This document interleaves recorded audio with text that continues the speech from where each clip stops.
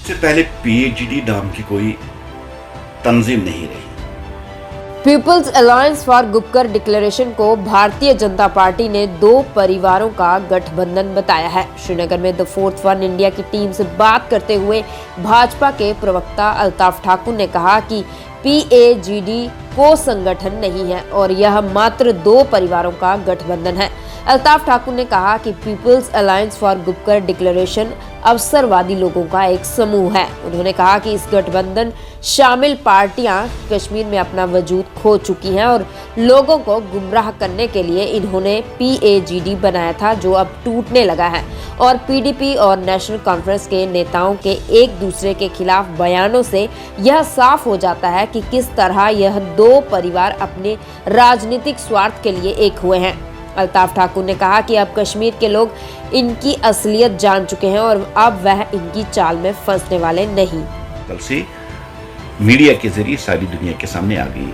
और जैसे कि कल PDP के एक लीडर, यूथ लीडर ने कहा कि इखवानियों को इंट्रोड्यूस कराने वाला, टास्क फोर्स को इंट्रोड्यूस कराने वाला, और 1987 में जब रैगिंग के जरिए इन्होंने मुथिद महज को यहाँ हराया, उसकी जिम्मेदार नेशनल कॉन्फ्रेंस। और इवन उन्होंने ये भी कहा है कि अगर आज मिलिटेंसी जम्मू कश्मीर में आज दहशत करती है, उसकी वारिस भी नेशनल कॉन्फ्रेंस है।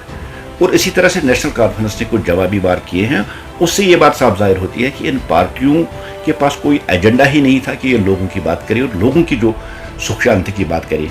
ये दो खानदान सिर्फ इसलिए लड़ाई कर रहे थे कि कुर्सी मिले, और जो इन्होंने आज तक जो जुल्म किए हैं उसकी आड़ में अपने आप को सेफगार्ड कर सके। अब लोग इस बात को समझ चुके हैं, चाहे अब्दुल्लाज हो चाहे मुफ्तीज हो, लोग इस बात को आज फिर समझ चुके। और कल मीडिया के जरिए सारी दुनिया ने इनका हाल देखा है। मैं समझता हूँ अब कुछ % लोग जो अभी तक इस धोखे में थे कि जो PAGD के नाम से लोगों को धोखा दे रहे थे, उन्होंने भी अब इस बात को समझा है कि PAGD नाम की कोई चीज़ नहीं है। ये दो फैमिलीज, इन दो फैमिलीज की लड़ाई कुर्सी की लड़ाई है, और कुर्सी के लिए ये एक बार साथ हुई थी। और जब इनको लगा कि दोनों फैमिलीज, इनको लगा कि कुर्सी अब मिलने वाली नहीं, इसलिए अब उन्होंने एक नया जो पैंतरा खेला है ताकि लोगों की संपत्ति हासिल करने के लिए उन्होंने एक दूसरे पर चार्ज लगाना, एक दूसरे को कसूरवार ठहराना, ये कल से शुरू किया है कि किसने ज़्यादा जुल्म किए, किसने कश्मीरी कौम के साथ ज़्यादा जुल्म किए, ताकि कुछ वोट मिल सके। लेकिन असल में लोग इस बात को समझ चुके हैं कि PAGD का कभी वजूद ही नहीं था, और इनके पास कोई एजेंडा ही नहीं था, कोई मकसद नहीं था, कोई मतलब नहीं था, कोई गर्ज नहीं था इनको लोगों की ग्रीवेंस और लोगों को सहूलत के लिए। आज ये पूरी दुनिया देख रही है, जबकि भारतीय जनता पार्टी ने बहुत पहले इस बात को कहा था कि ये अपॉर्चुनिटिस्ट लोगों का एक ग्रुप है जो कुछ खास मकसद और अपने आप को सेफगार्ड करने के लिए एक प्लेटफार्म पे आने की कोशिश कर रही थी। लेकिन अब वो न प्लेटफार्म रहा, न वो इतिहाद रहा।